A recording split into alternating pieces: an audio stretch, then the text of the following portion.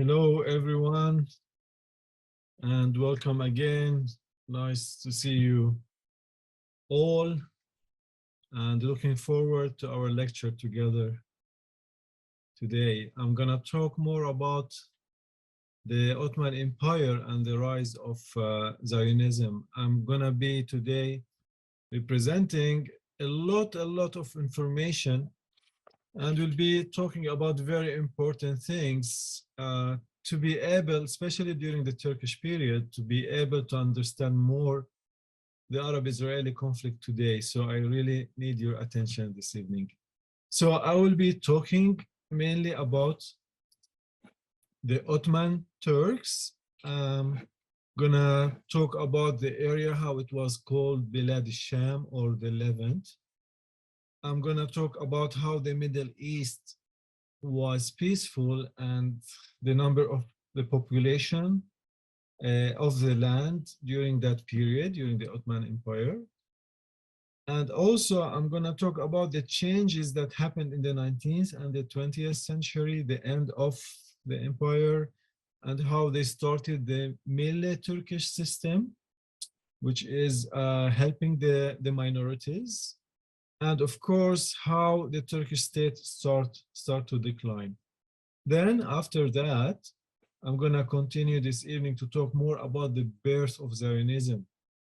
I'm going to talk about the religious cultural penetration, how it began, and how Protestant Christianity became an official religious community. I'm going to talk about, of course, Theodor Herzl, who was known to be the father of Zionism.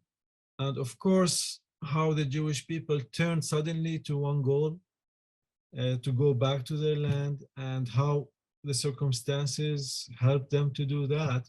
As well, how I'm going to talk about Zionism, how it is a very modern national movement. Then after that, it's a very sensitive subject. I'm going to talk more about the settlement of the land. And of course, how the Jews continue to be persecuted and how they start to purchase more land in masses, and actually how they start to re-establish their Jewish cultural institutions and their first political settlements as well.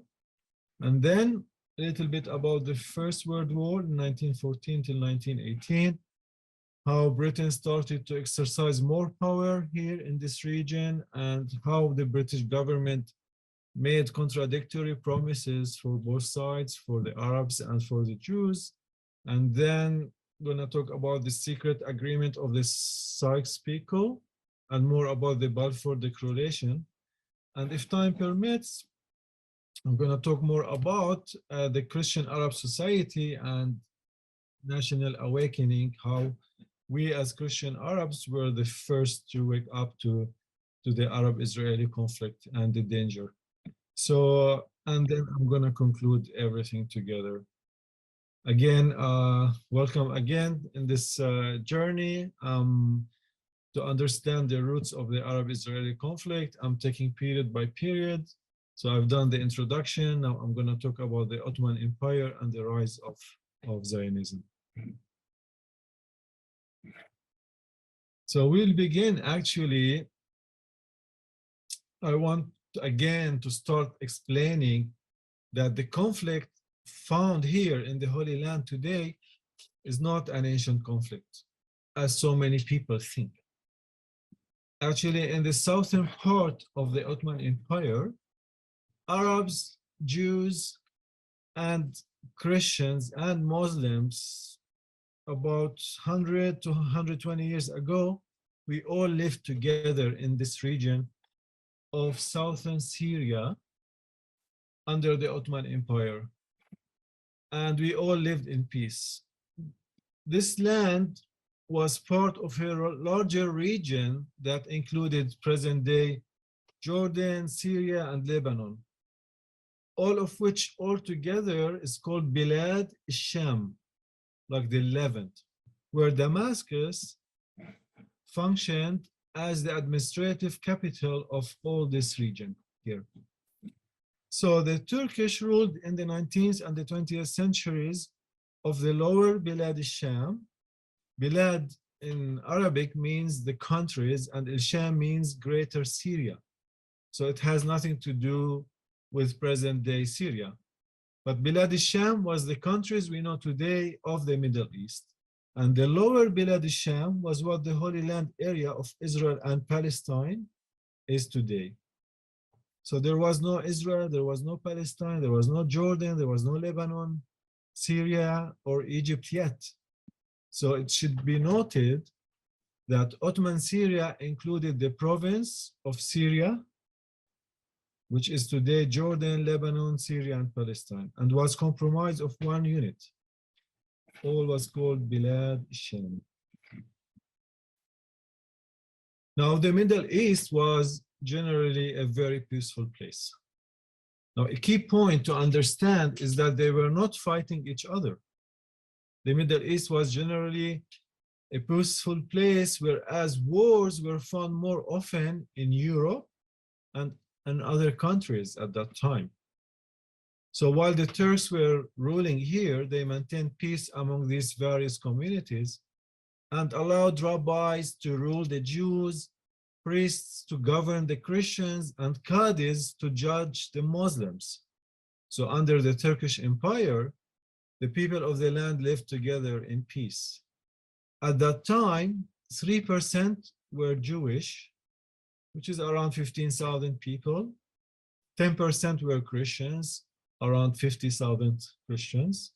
And the majority, 87%, were Muslims, around 435,000 Muslims. So the total population of the land back then was almost 500,000, that is half a million living in this area.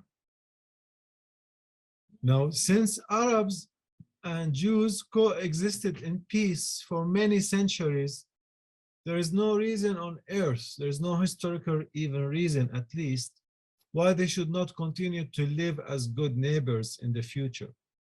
Please know that the Arabs were not the enemies of the Jews. On the contrary, they were the ones who accepted them back to the land throughout history when they were suffering in many parts of the West. Now, the land remained under various Islamic rulers from the middle 7th century, when the Jews were allowed to come to live in Jerusalem again after they were kicked out by the Romans, until the fall of the Ottoman Empire Turks in 1917. So many Jews living in the land also considered themselves locals. They spoke Arabic and identified with the people in other numerous ways. Indigenous Jews before Zionism were also Arabs, Jewish Arabs, as that was their nationality, culture, and language, and in other countries as well in the Arab world. So a good place to start if we want to understand about how the Arab-Israeli conflict developed is the end of the 19th century and the beginning of the 12th century, and sorry, the 20th century. Now, the 19th and 20th centuries became an age of religious explosion, an age of political invention, an age of growing freedom, of international trade, and of urbanization. The printing press brought enlightenment, independent thought, freedom of expression, and opportunity to break away from constraint. Now, it was the beginning of productization, all right? It was the beginning of the steam power and industrial production. The world began to change, and transportation via ship and train connected cultures and civilizations like never before throughout the Turkish Empire. All the world's horizons were being expanded at that period. Also, if you're aware, clock towers were established by Sultan Abdul Hamid II in major cities, and mainly in 4 cities here in the Holy Land, in Jaffa, in Jerusalem, Safed, and Akko, in an attempt to modernize the empire, as well as commemorating his 50th anniversary of his rule. Now, the society of the Holy Land in those centuries was made up of these mosaic groups of Jews, Christians, and Muslims. The Ottoman state as a successor to Islamic political development, recognized the autonomous state of all non-Muslim religious sects in a milli system. The Christians, for example, lived under the protection of the Sultan, paying tribute for his trust. In return, the state protected their lives and property. Now, it was a Muslim world that was started to be very much dictated. As the Muslim Arab population grew through these centuries, religious leaders turned churches into mosques, imposed taxes on Christians and Jews, started to establish Islam as the official religion, and decreed Arabic to be the common language. People did not yet start to think in terms of being something different, leaving the fold, or breaking out yet. Though rarely did the state interfere in their internal affairs, like the Turkish state, as long as they paid tribute, did not threaten the state, and heeded ethical codes of the Sharia Islamic law in their public conduct. So nevertheless, one of the negative aspects of the milli system was the exploitation of people that made the Ottomans add unbearable taxes on the simple peasants. And maybe this is what caused the Christians of the Holy Land in a way to start to look down on themselves. Even we see that effect more until today. Now, as the Ottoman Turks ruled this land for almost 400 years, in the course of time, the Turks entered into a state of monotony. More countries and more trade routes were discovered. Also, silver was mined in mass, and it started to weaken the Turkish Empire economy, since their money was mainly made of silver. But thus, the Ottoman Empire began to weaken after those many long years of ruling. And as the result of the weakening of the Turkish Empire, the 19th and the 20th centuries were a turning point in the history of the Holy Land here. And as modernization started to invade, the world became smaller and smaller. And moreover, because of the land's strategic location, political powers began turning their eyes upon the land, particularly in Europe, as the world started to open more and more.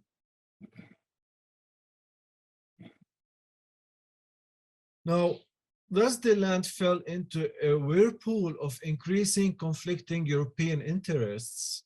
One example of this intrusion was the protection of the Christian minorities. And through this, these foreign countries raced to establish consulates and religious missions.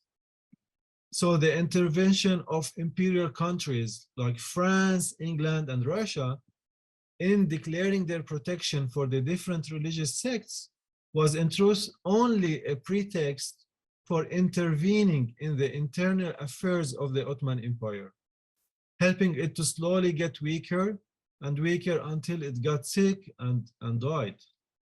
Now, in England's view, Russia and France had taken the lead in the race to gain influence over the Middle East by means of protecting minorities.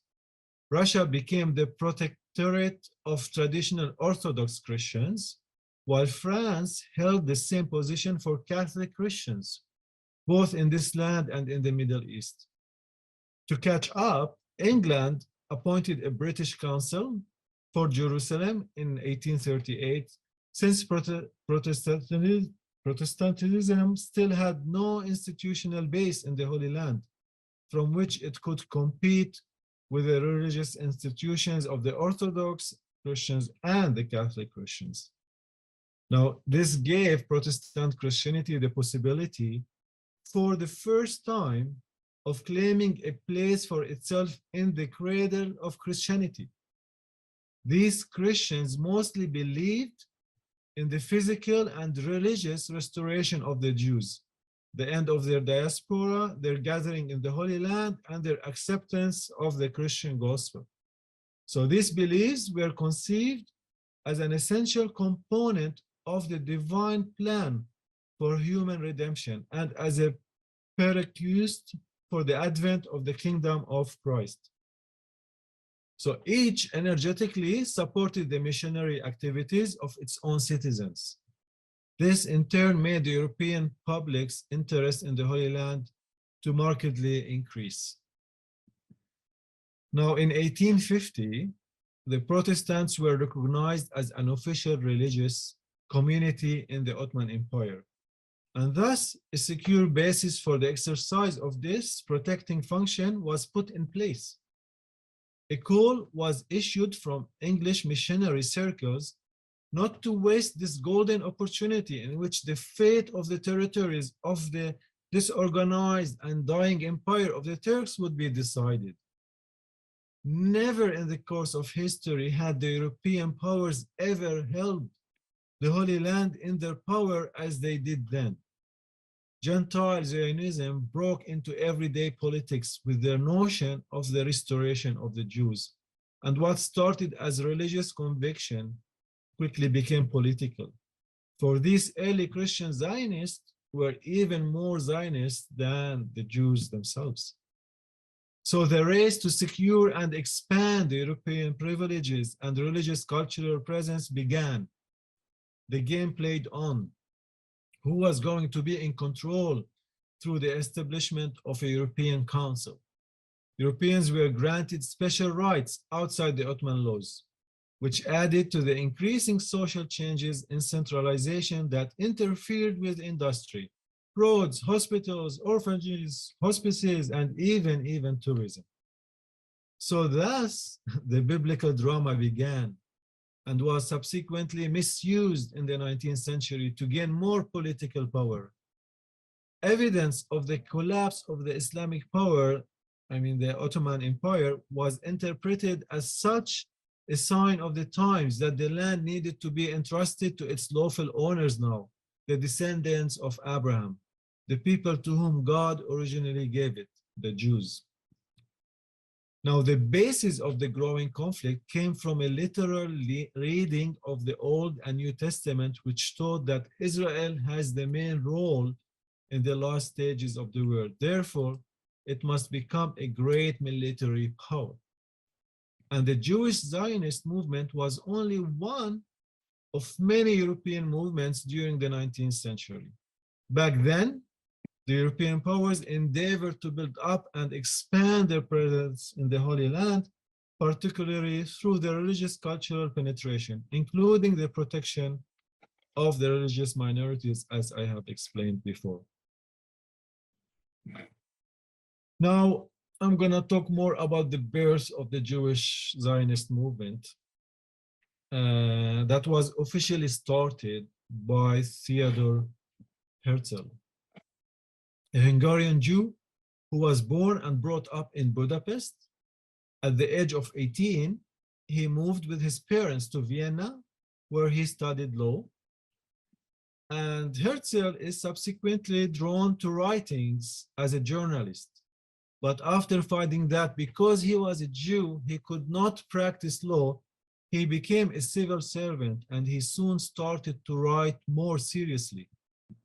His first book, The Jewish State, was an attempt of a modern solution to the Jewish question. He attempted to outline a purely political solution to the problems facing Jewish communities in Europe. Theodor Herzl organized the movement as no one else had. He is considered to be the father of Zionism, working as a journalist, and in 1902, he published also another book, The Alt New Land, a novel about a Jewish state. Now, in 1897, he was successful in bringing together Jews from over 20 countries for the first Zionist Congress in Basel in Switzerland. Thus, he set the first Zionist Congress and negotiated with the world leaders for support. The aim of Zionism was to create for the Jewish people a home secured by public law. With the first Congress, the basis for a solid national movement was now established. Now, the historical roots of Zionism were rooted in ideas as old as the Jewish dispersion. But as an organized political movement, its history began in 1897 under the able leadership of Theodor Herzl. To organize his first Zionist Congress, he rented the city hall of Basel in Switzerland and made it into a huge event. He assembled as many Jews as he could in the first Jewish Congress with one goal in mind, the formation of a Jewish state. It was attended by almost 200 Jews from all over Europe and was the very first gathering of its kind. Now, there were very few Jews living in the Holy Land at that time, as I explained, among the ancient communities of the Christians and the Muslims. And the rest of the Jews were scattered all over the world, from Canada in the west to China in the east. They were in more than 140 nations around the world, and the Hebrew language actually died. But Herzl stepped onto the stage of history with the intention of bringing the Jews back to Israel from all over the world. In the beginning, people thought he was crazy, but Herzl knew that if people will believe it, then it was possible. So the Jewish people turned suddenly to one goal and to one ambition. The national Jewish clock started to tick, and they began to return to the land of promise, thinking it would be safer there than where they were living. As the world changed, their dreams started to become very real now. Now, Herzl represents the first time the Zionist plan that would create a bridge between the East and West Jewry. The key to Herzl's influence lay in his great organizing ability and his belief that he could use that great power to assist Jewish settlement in the Promised Land. We must work to realize our dreams. So Theodor Herzl understood how impossible his Zionist dream must have seemed, but was bold enough to say, if we will it, it is not a dream. He said that this land can absorb all the Jews in the world, nearly 15 million of them. Herzl's main objective was to secure large sums of money, and he was known for his genius in cultivating well-placed and influential men such as Baron de Rothschild. Now, Herzl is considered to be a modern prophet, the founder of the Zionist organization who predicted a Jewish state. In other words, he accomplished his goal because he was a very successful reporter and had genuine charisma, allowing him to deliver ideas to people. As a journalist, he knew there was a great interest in the Middle East and showed that Zionism had a worldwide influence. Now, the wish to identify with self-redemption became stronger and stronger as a national identity. Now, we have to know that Zionism is a modern national movement, okay? So, is a return to Jewishness. Zionism is a return to Jewishness, even before there was a return to the Jewish land. Now, though it claims its roots to go back to 3,500 years ago, their goals was to return to Zion, to Jerusalem, and to the temple, a desire that has been engraved in Jewish souls all over the diaspora. They often say next year in Jerusalem. So when they die, they wish to be buried closer to Jerusalem as they await the coming of the Messiah who will redeem all the Jews and re-establish the dynasty of King David in a Jewish state. Thus, the modern religious Zionism became now a political identity. And we will see how this is the problem started.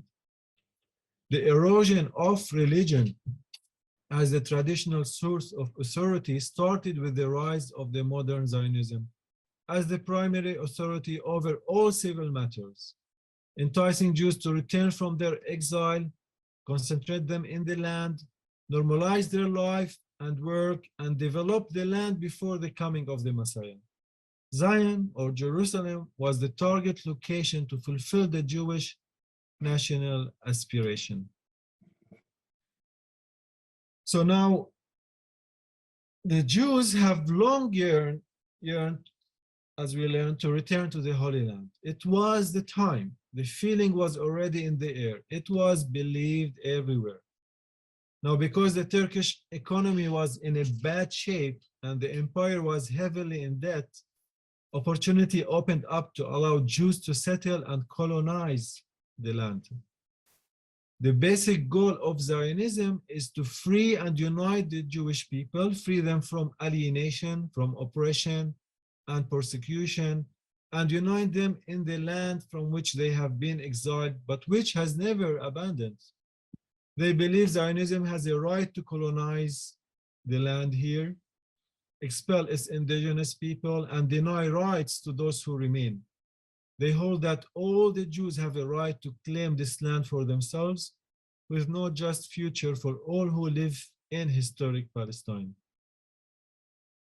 Now, as the Jews continued to be persecuted in Europe, as well in the areas they tried to remain aloof in, often refusing to mingle with the other societies in which they lived, with the troubles in Russia, Spain, and later in Portugal, many of the best and most courageous Jews were drawn back here, the land of their longing. So, the main reason for Jewish immigration to this land was a series of persecutions that broke out also in Russia, and the deep anti-Semitism that expressed itself in the expulsion of thousands of Jews from Moscow and in some North African countries as well later.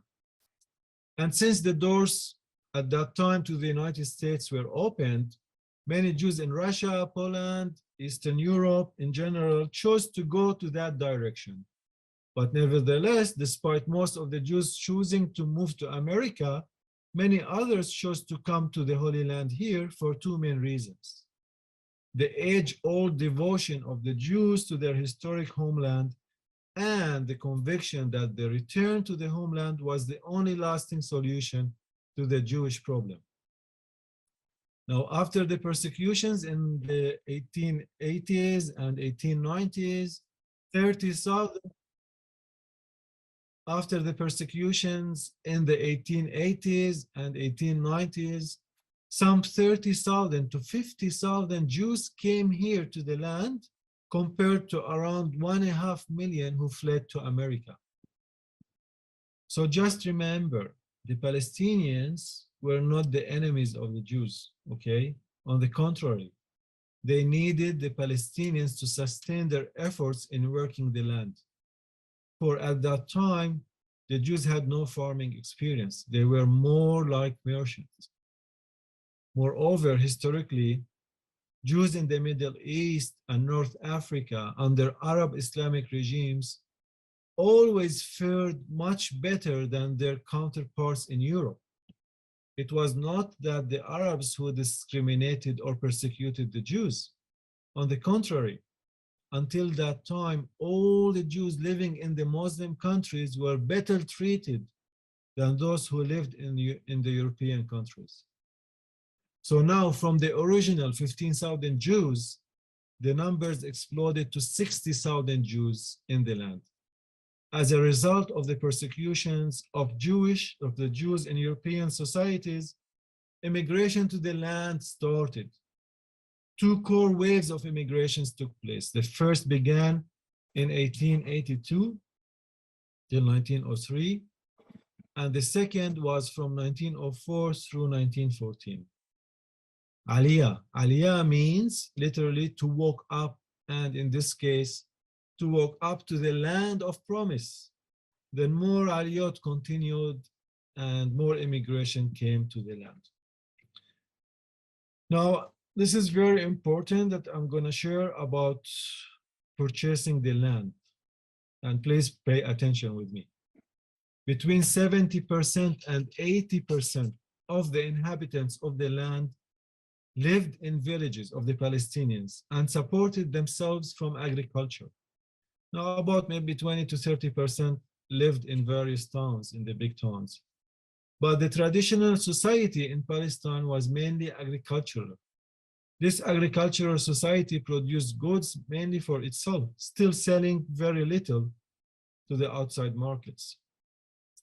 But what happened? Under a law passed by the Turkish government in 1858, farmers were obliged to register their holdings in land registers.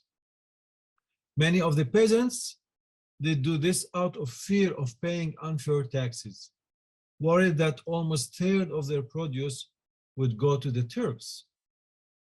To sidestep the law, they therefore gave the right to register these holdings to rich and famous families who they trusted.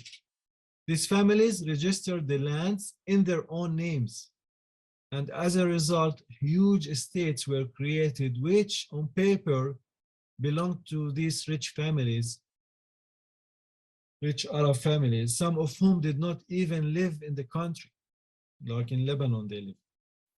So the land purchases made by the Jews were from these absentee land owners and not from the isolated peasants who were working the land in good faith. They didn't even know it had happened until the Jews showed up and took the land from them. About 9/10 of all land acquired by the Jews at that period was purchased from absentee landlords. Small landholders were forced to borrow their own land at interest rates of up to 50%. They clung desperately to their little plots of land, but in the end, sadly, they came under a crushing burden of debt and were forced to abandon the land to the Jews. Since the great bulk of the land that the Zionists acquired came from large, predominantly absentee landowners, they were able to sell it for 10 times the price they had paid for it. But subsequently, they complained bitterly that they had let it go so cheap, as indeed they had. So, in the beginning, much of the land sold to the Jews was from absentee landlords living outside the land. It was not the Arabs' fault that the Jews had awakened to the desire to be a nation again and therefore needed a state in the country in which they had lived 2,000 years before. So the Arab persistence was the natural reaction of a people unwilling to share their country with those who wanted to make it unlawful for them to live in their own land. Land is our heritage, all right? Land was everything to the locals at that time. Since the majority of the people were peasants, working, providing, and eating from their own land. Our land is our life. It's our heritage. It's so important for us. Now, thus the rise of Zionism began with re-establishing many of the Jewish cultural institutions as well. And the first kibbutzes, a kibbutz is from the Hebrew word meaning a group of people living in common, started together with the beginning of all the way from the first Aliyot. The Jews inventively felt that they had a special relationship with the land, but most of the first Zionists, you have to know, were very secular Jews who had little interest in religion or even agriculture. At first, they did not just come because of religious beliefs, but mainly because of economic reasons as well. So they colonized the land as a way of affirming their identity and escaping from the evil of anti-Semitism in Europe. Now in 1901, the Zionist organization founded the Jewish National Fund, and its main objective was to buy as much more land as possible. So the Zionists quietly settled thousands of Jews in the Holy Land. They had acquired hundreds of square miles of Palestinian land in which Jewish colonies were established. And as we have learned, the Jewish influx into the Promised Land was called Aliyah, which is still ongoing until to this day. So the relocation of hundreds of thousands of Jews was bound to have a radical effect in Palestine. And one result was the Palestinian Arabs were bound to suffer. And as long as the Zionists believed that the Jewish homeland meant a Jewish state, they had to work for the time when Jews would eventually outnumber the Arabs and then could take over. And the refusal of leading Zionists to consider any kind of power sharing with the locals and their insistence on creating a Jewish state in which they themselves were the majority and in control would inevitably put the indigenous Arab people in the position of being a minority and even of second-class citizens. By 1903, more cultural institutions and agencies were being established that emphasized the Hebrew language, such as studying history, agriculture, and forming art schools. All of this was to establish the Jews as a nation, not just a religious faith, by the linking of the nation and the land to create a modern Jewish Hebrew culture. However, at first, the Jews still did not own enough property to sustain a Jewish homeland yet. And in order to do so, they needed to continue to acquire parcels from Arab landowners. The effort to accumulate as much property as possible and create facts on ground and as quickly as possible involved bringing in as many new immigrants before it was too late. Without more money to buy land and without more Jews willing to move to Palestine to work in it, Zionism was doomed to fail, as the Arabs of that day were not organized or were not strong enough to be feared yet. Most were very simple farmers. And as the Turks could not exercise their power as well, it was an opportunity for the Zionists to establish themselves on the ground and to plant institutions and organizations as seeds for the future. Making the Arab majority into minority was the goal of Zionism as it pushed forward to establish a Jewish state. Now, this signaled the beginning of agricultural settlements of Jews in the land, which aimed to establish a national homeland for the Jews. Many of the lands owned by peasants unable to pay taxes to the Ottomans were registered in the names of rich people, and that land was offered to Jewish Zionist settlements activities, which led to the homelessness of thousands of these peasants. The first political settlement of Rishon LeZion, the first in Zion, was erected on the ruins of Yun Kara on 3,330 acres, of which the British Council in Jerusalem had presented to the first settlers.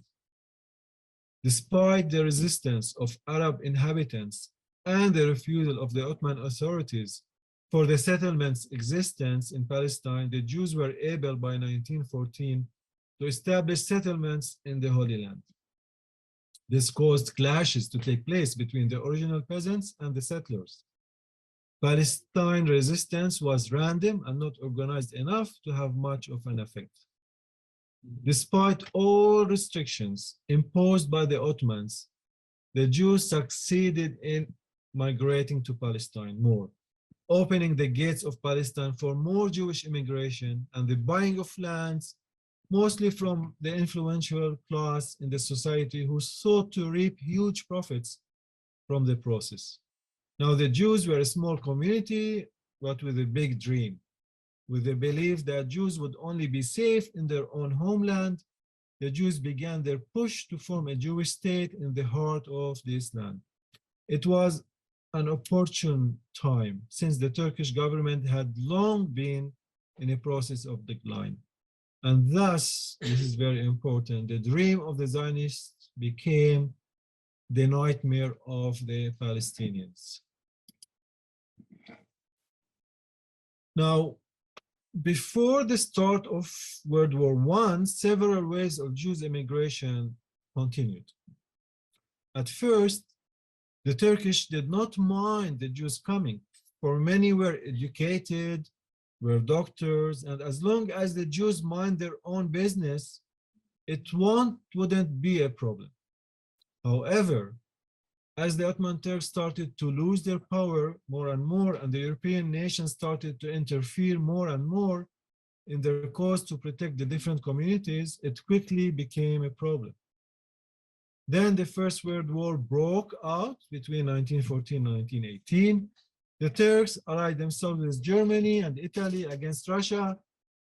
So in 1914, the First World War erupted between the central powers of Germany, the Austria-Hungary Empire, and the Ottoman Empire against the allied powers of France, Britain and the Russian Empire.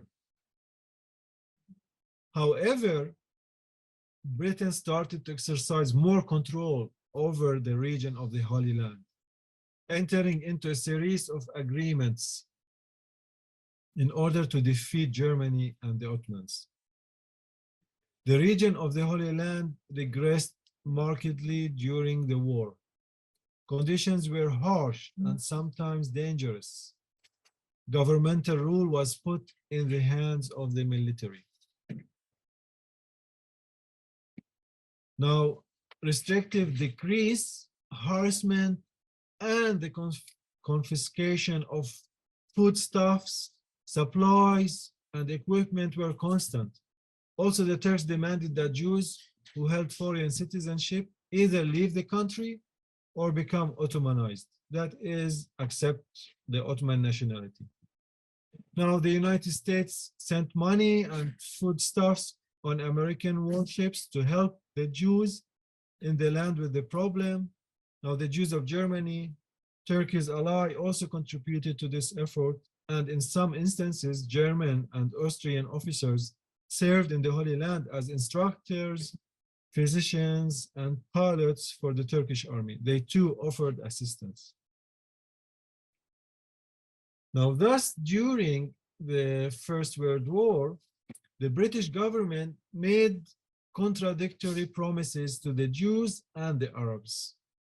While assuring the Jews that they approved of a Jewish homeland in Palestine, they were at the same time secretly promising to help the Arabs establish their own independent state after the collapse of the Turkish Empire and the freeing of the Arab peoples from the heavy and long-term Turkish yoke. Britain sought the help of the Arabs in driving the Ottomans out of the region, promising to establish an independent Arab kingdom. Britain and France, however, decided between them on the spheres of influence what each would have when the war ended.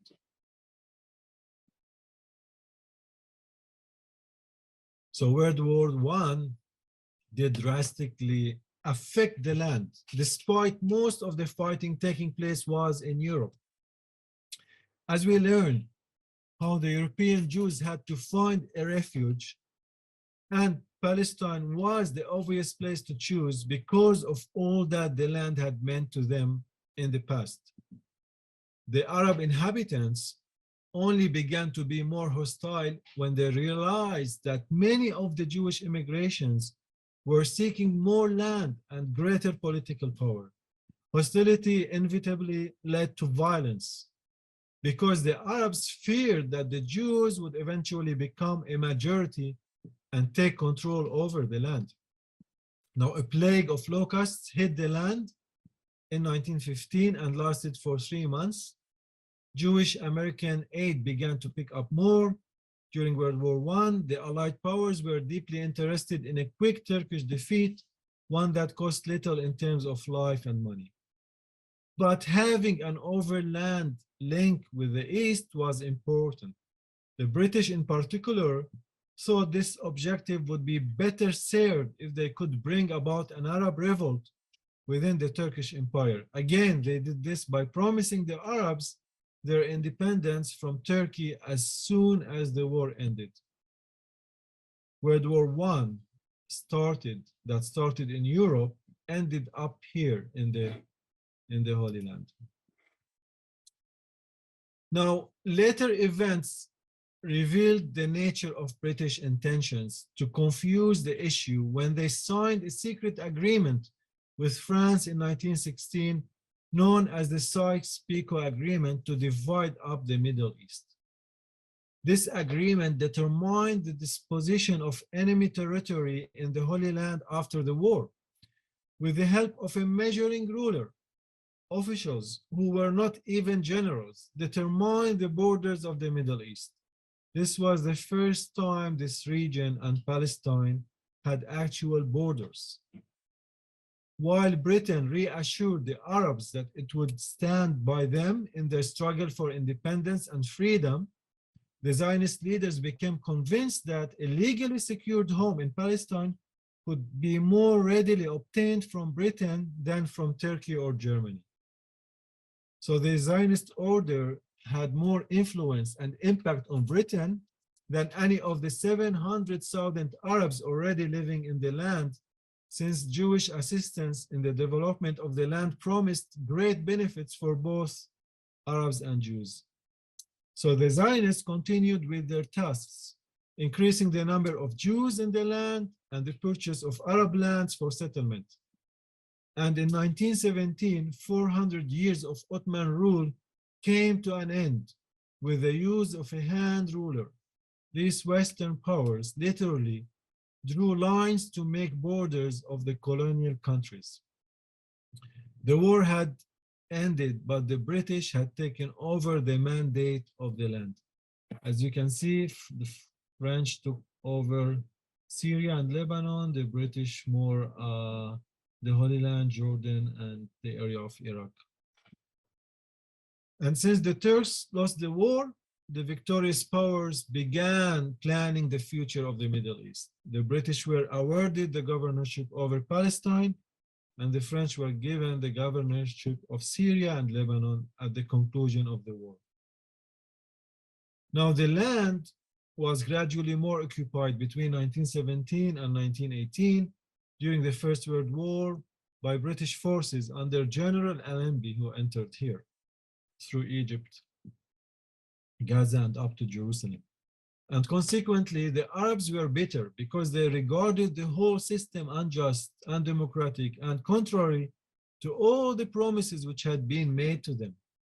The Arabs felt alienated by British failure to honor their promises and by the injection of the Balfour Declaration into the Palestine Mandate.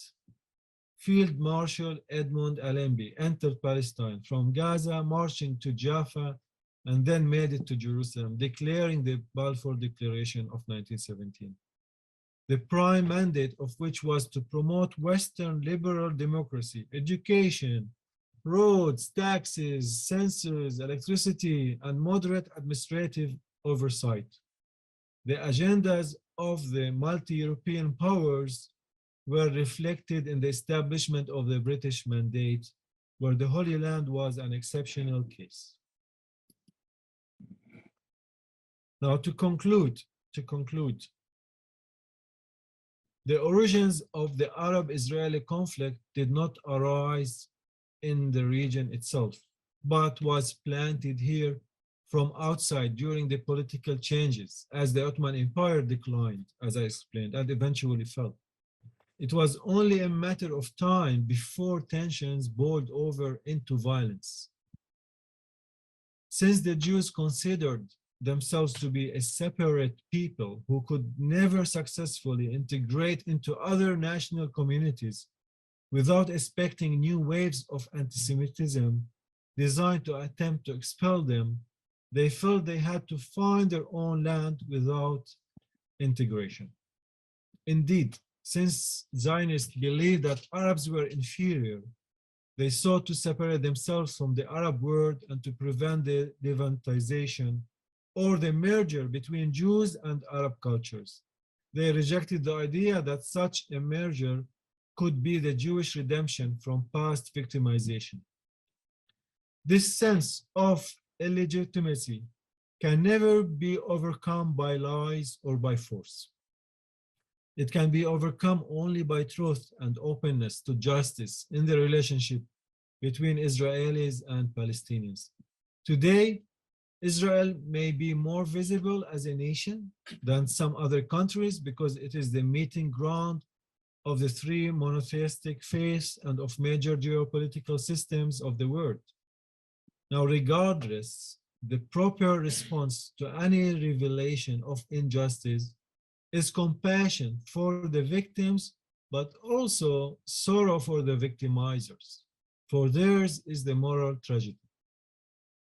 The Jews believed they had a right to the land because of all they had invested in it. They drained the swamps and made some parts blossom like roses. So it doesn't take a lot to realize that putting territorial expansion over ethical values is wrong. Territorial expansion means an endless cycle of violence against the Palestinians. Arab enmity is rooted in objections to Israel as a Jewish state and as a colonial settler state created by Western imperialism. Anger fueled by the loss of land and property will not disappear in the foreseeable future. The nationalist myth of one land, one state for each ethnic racial group has evaporated in the reality of global migrations and settlements of the Jewish groups. As Palestinians as well, we believe that also God gave us one life to live and one land to be born in. So why is Jewish suffering innocent and sacred, whereas Palestinian suffering is despicable and deserved? I leave this question with you. And thank you for your time and for listening to us.